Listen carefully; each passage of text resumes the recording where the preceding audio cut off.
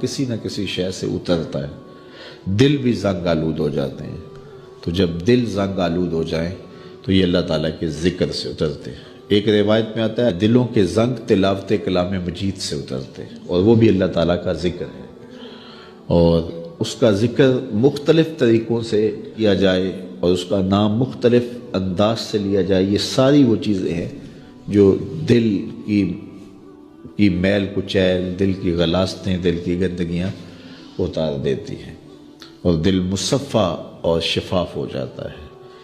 حضرات صوفیہ تو کہتے ہیں جب کوئی بندہ ایک مرتبہ کہتا ہے اللہ، تو اللہ تعالیٰ اس کی طرف 70 مرتبہ نظر رحمت سے دیکھتا ہے، اور جب اللہ تعالیٰ کسی بندے کی طرف نظر رحمت سے دیکھتا ہے اس کے 70 گناہ جل کے راکھ ہو جاتے ہیں۔ تو اس لیے جب کوئی بار بار اللہ اللہ پکار رہا ہوتا ہے تو اللہ تعالیٰ کی رحمتوں کے سائے میں آ جاتا ہے، اور جب ذکر کر رہے ہوں تو اس وقت مکمل یکسوئی کے ساتھ اس کی طرف متوجہ ہونا چاہیے، جس کو پکار رہے ہیں اس کی طرف یکسوئی کے ساتھ توجہ ہو، اور وہی ذکر حقیقی ذکر ہے۔ حضرت شیخ فرید الدین عطار علیہ رحمہ فرماتے ہیں ہر عضو بدن کا الگ ذکر ہے، زبان کا الگ ذکر ہے، آنکھوں کا الگ ذکر ہے، کانوں کا الگ ذکر ہے، ہاتھوں کا، پاؤں کا، دیگر اعضائے بدنیاں کا الگ الگ ذکر ہے۔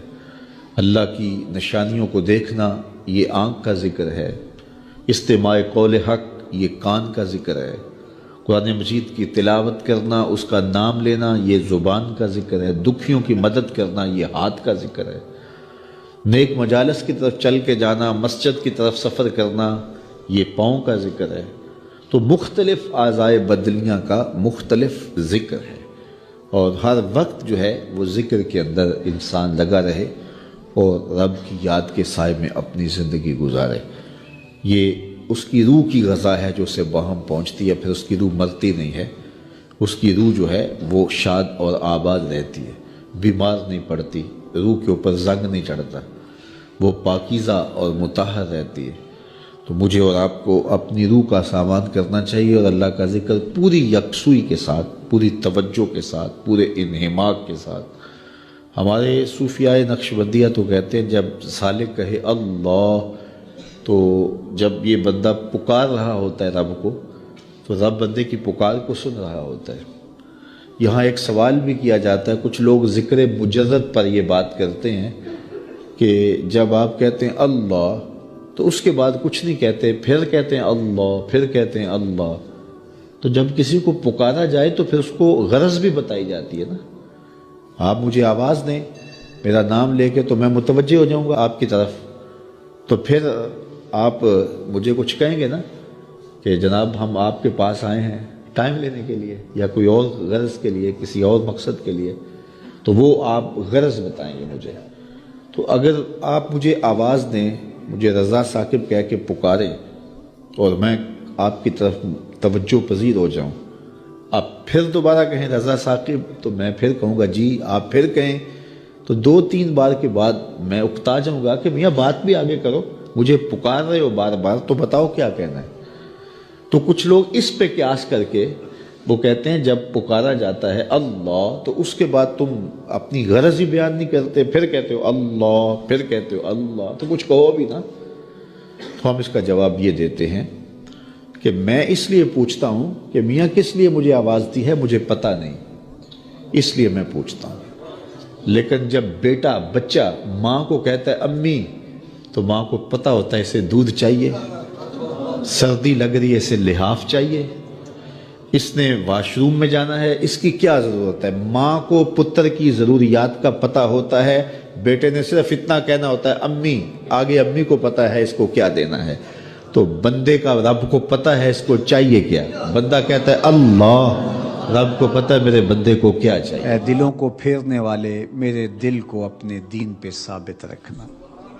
ام المومنین رضی اللہ تعالیٰ عنہ فرماتی ہیں کہ میں نے حضور علیہ السلام سے پوچھا کہ حضور اسلام لانے کے بعد بھی اس کی ضرورت ہے کہ یہ اللہ کی بارگاہ میں عرض کرے؟ تو آقا کریم نے ارشاد فرمایا کہ دل رحمان کی 2 انگلیوں کے درمیان ہے، وہ جس طرف چاہے پلٹ دے، بے نیاز ہے، تو اس لیے ہر وقت اس سے مانگنا چاہیے اللہ میرا دل سلامت رہے، دین پر قائم رہے۔ ورنہ ہم دیکھتے ہیں کتنے لوگ ہیں بظاہر اچھے اچھے ہوتے ہیں لیکن انجام بخیر نہیں ہوتا۔ انما الاعمال بالخواتیم، اعمال کا دار و مدار حسن خاتمہ پہ ہے۔ خاتمہ کیسا ہوتا ہے؟ حضرت سہل بن سعد الساعدی رضی اللہ تعالیٰ عنہ فرماتے ہیں کہ ایک غزوہ میں ایک مالدار شخص بڑی بے جگری سے لڑ رہا تھا، اس جرت سے لڑ رہا تھا کہ ہمارے دل میں آیا کہ کیا بات ہے۔ آقا کریم علیہ السلام نے دیکھا تو فرمایا جس نے اہل جہنم میں سے کسی کو دیکھنا ہوتے سے دیکھ لیا۔ بڑی حیرت ہوئی۔